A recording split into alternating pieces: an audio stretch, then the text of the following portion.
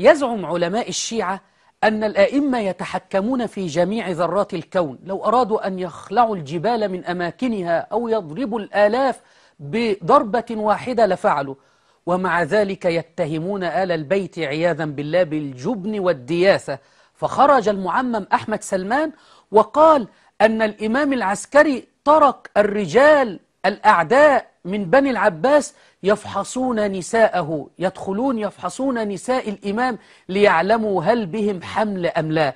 وأنا أريد أن أسأل الشيعي: كيف يفحص الرجل المرأة ليعلم هل بها حمل أم لا؟ ولماذا تركهم الإمام العسكري؟ تتحمل تسمع المصيبة الأعظم؟ هجموا على بيت الإمام أكثر من مرة،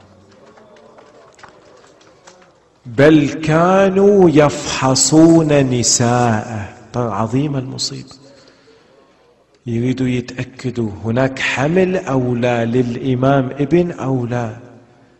تخيل انت ظلمة جلاوزة أزلام أرجاس يدخلون إلى بيت العفة والطهارة ويفحصون نساء الإمام. ترى مصيبة عظيمة. لكن احنا نقول والله سيدنا لك أسوة.